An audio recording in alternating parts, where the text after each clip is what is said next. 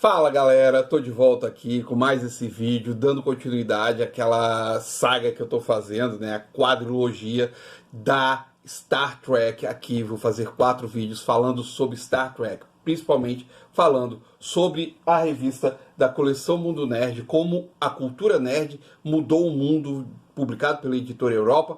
Esse daqui é o primeiro volume de Star Trek. Eu sei, é fininho, bem fininho, mas o conteúdo é extremamente rico e com muitas informações que vale muito a pena falar. Então, dando sequência, como eu já tinha falado para vocês, em setembro de 1966 estreava Star Trek no canal NBC. O episódio onde nenhum homem jamais esteve, que depois foi considerado como episódio 2, já que tínhamos o outro piloto, que não foi considerado, não foi lançado pela NBC, foi lançado bem depois, quando teve coleções e coleções de Star Trek. Ele foi dirigido pelo diretor James Goldstone. E, como eu já falei, ele tinha uma nova tríade, uma nova equipe. Um dos únicos personagens que permaneceu foi o Spock de Leonard Nimoy. A diferença é que o Spock, por ser um vulcano, ele vivia através da lógica. E também tinha o lance que ele era filho de uma humana com um vulcano, o que causava um certo problema dentro dele por ele ser esse tipo de mestiço. Porque, apesar de querer viver da lógica vulcana, o Spock ele não conseguia deixar de sentir determinadas emoções, determinados sentimentos, como um vulcano nunca sentiria. Mas também tivemos a inclusão do capitão James Tiberius Kirk, que era vivido pelo ator William Shatner, um ator até shakespeariano, já tinha feito várias peças de teatro de Shakespeare, além do que já tinha feito outros trabalhos também na televisão. Ele vivia o capitão James T. Kirk. E Kirk era aquele personagem que ele era um tipo de oficial extremamente habilidoso, carismático, corajoso, um líder nato e que tinha o total respeito de toda a tripulação, além de respeitá-la de volta, o que fazia com que a tripulação sempre acompanhasse no que qualquer que fosse o problema.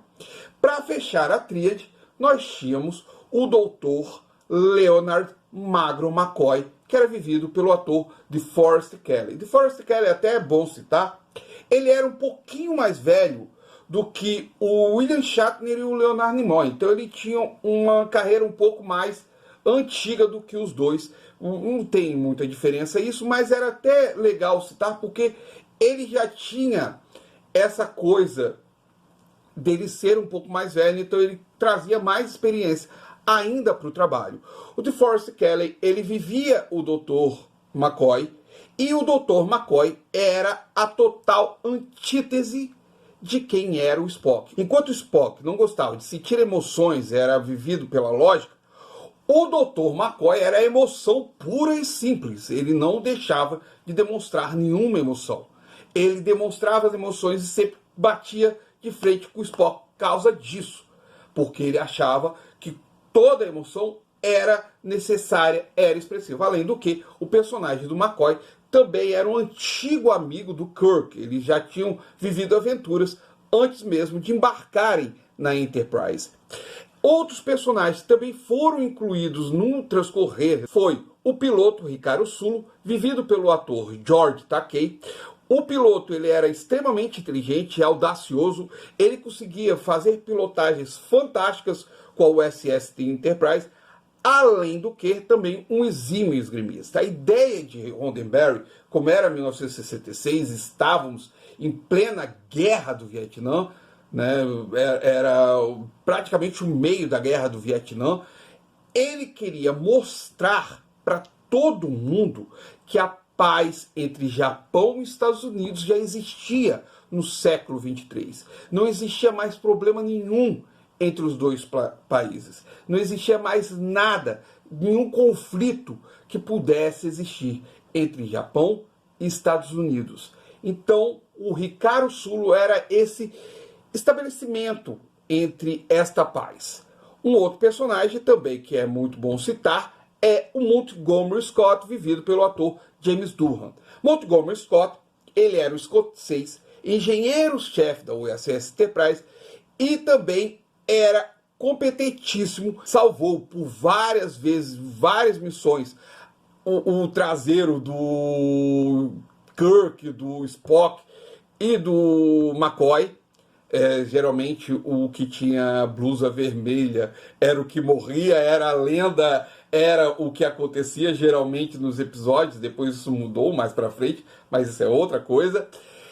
E qualquer um que viesse a falar mal da USS Enterprise, da NCC 1701, era querendo puxar briga com o Scott, que Scott defendia a nave dele de corpo e alma. E, para fechar esse grupo fantástico, nós tínhamos a oficial de comunicações Nyota Uhura, vivida pela atriz Nichelle Nichols. Na transcrição da revista fala que a Nyota Uhura era africana e, além de oficial de comunicações, ela poderia atuar muito bem como pilota, como navegadora ou como uma oficial de ciências, sem problema nenhum em qualquer uma dessas funções. A ideia de Roddenberry era introduzir a multicultura na USS Enterprise, ou seja, uma atriz negra que vivia uma personagem negra, africana, que tinha a capacidade não somente de comunicar com qualquer planeta, como também de pilotar, navegar e atuar como uma oficial de ciências ao lado e paralelamente a Spock. Isso é muito importante, principalmente para uma personagem como a Nyota Uhura. Isso daí fechava praticamente o que nós conhecemos até hoje. Também tivemos a Janice Rand, que era a ordenança, né, vivida pela atriz Grace Lee Whitney. Ela fez constantes aparições, era assistente pessoal do Kirk e tinha uma paixão pelo capitão. Ela era meio apaixonadinha pelo capitão. E também tínhamos a Christine Chapel. Lógico, Major Barrett foi incluída na série de alguma forma. Desta vez, ela era a enfermeira e assistente do Dr. McCoy. Essa daí fechava, de certa forma, a nave nesta primeira temporada. A primeira temporada, que iniciou em setembro de 1966, fechava desta forma. Uma coisa que o Kirk, né, o Shatner, falou até sobre essa tríade Tracker, que era o Kirk, o Spock e o McCoy, ele falava o seguinte, como um ator shakespeariano, ele falava: o Spock representa o ser, certeza fria e absoluta. McCoy representa o não ser, dúvida e as emoções. E Kirk representa, eis a questão, estava entre os dois, a certeza e a emoção. A primeira temporada ela teve 29 episódios, ela acontecia geralmente nas quintas-feiras às 20h30. E quando ela veio a terminar, ela terminou em abril de 1967. Sempre, desde que começou a série, ela sempre figurou entre o 50º e 51º lugar. Nunca foi assim uma série que chamasse a atenção de todo mundo. Cada episódio tinha em torno de uns 50 minutos de duração. Os fãs da série, que geralmente eram jovens, eles começaram a escrever cartas para a NBC porque surgiu o boato que a NBC estava pensando em cancelar a série. Com isso, vários fãs começaram a escrever cartas constantemente e inundou a NBC de cartas. Foi uma chuva de cartas pedindo a permanência e também que tivesse uma continuação na série. E a NBC ouviu os fãs. Então a segunda temporada, que teve 26 episódios, ela iniciou logo para final, lá para outubro de 1967. O problema todo é que ela havia mudado das quintas-feiras para sextas-feiras, mantendo o horário de 20h30. Aquilo dali foi praticamente a morte da série. Por quê? Mesmo que a série tivesse amadurecido as tramas, mesmo que a série tivesse introduzido um novo personagem, que era o alferes Pavel Chekhov, vivido pelo ator Walter Koenig, que era o alferes russo, que sempre ficava falando sobre a corrida espacial russa, das conquistas russas, que tinha uma certa semelhança também à figura do Chekhov, lembrava um pouco o vocalista da banda Monks. Mesmo com tudo isso, com a busca deles por conta disso para atrair os jovens, esses jovens começaram a se afastar um pouco da série. Por quê? Numa sexta-feira à noite era noite de ir para as baladas. Sexta-feira eles saíram das escolas e não queriam saber de ficar às vezes na frente da televisão. Eles queriam saber de ir para baladas, ir para as festas e curtir a noite. Então foi um pouco complicado, durou 26 episódios. Quando, em 1967, a Desilu foi comprado pelo conglomerado Gulf Western, que era dono da Paramount, a Desilu Studios virou Paramount Television. E vale sempre lembrar que nessa segunda temporada muita coisa interessante aconteceu, né? Uma das coisas mais interessantes que aconteceu foi a introdução dos pais de Spock. Os pais de Spock apareceram na segunda temporada. E outra coisa, logo no primeiro episódio da segunda temporada, o comprimento Vida Longa e Próspera apareceu nesse episódio. E no livro Spock and Me, Leonard Nimoy explicou o que significava esse símbolo. Era um símbolo de bênção sacerdotal feita pelos judeus Cohen, que imita a letra hebraica Shin. Então a ideia desse símbolo era representar uma letra hebraica. Mesmo assim, ele usou no episódio que iniciou a segunda temporada dessa série.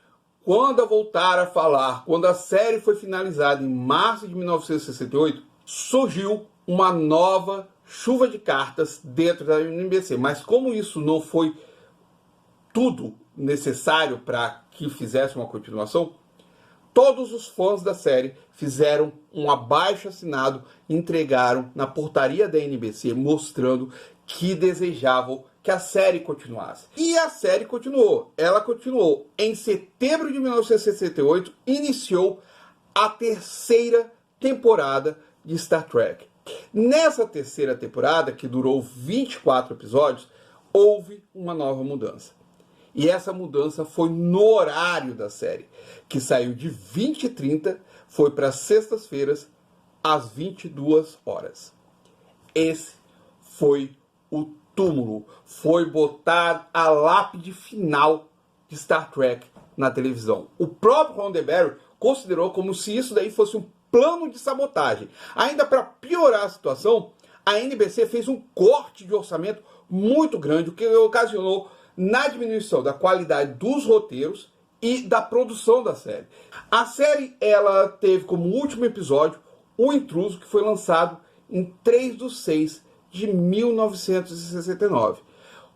Com o fim da série, a Paramount disponibilizou Star Trek no Syndication, que é um licenciamento de séries para qualquer canal interessado, procedimento até comum lá nos Estados Unidos. Ou seja, enquanto a NBC tinha direito durante todas as 3 temporadas, com o final da série, qualquer mesmo, não importava o canal de televisão, teria direito a passar as 3 temporadas quando quisesse, como quisesse. Em 1971 aconteceu um fato incrível, porque os fãs da série decidiram criar o primeiro evento dedicado a Star Trek em Nova Jersey. E as pessoas, quando fizeram a reunião, eles esperavam umas 200 pessoas. Quando viram um número de pessoas que se reuniram para saber de Star Trek, foi um susto, porque foram mais ou menos, algo em torno de 1000 pessoas que apareceram para esse primeiro evento. E desse evento foi crescendo cada vez mais e foi conseguindo levar até ele Gene Roddenberry, o William Shatner, o Kirk, o Leonard Nimoy, DeForest Kelley, a Nichelle Nichols. Cada um dos atores terminou indo para esse evento, mostrando que Star Trek ainda era um sucesso e mostrando que Star Trek era esse sucesso todo, foi criado em setembro de 1973, a Paramount criou a série animada da Star Trek, que ela desenvolveu junto com a Filmation. A Filmation era conhecida na época que já tinha feito as novas aventuras do Superman, já tinha feito desenhos do Aquaman e também as aventuras do Batman. Foram 22 episódios, de 6 na primeira temporada e 6 na segunda temporada.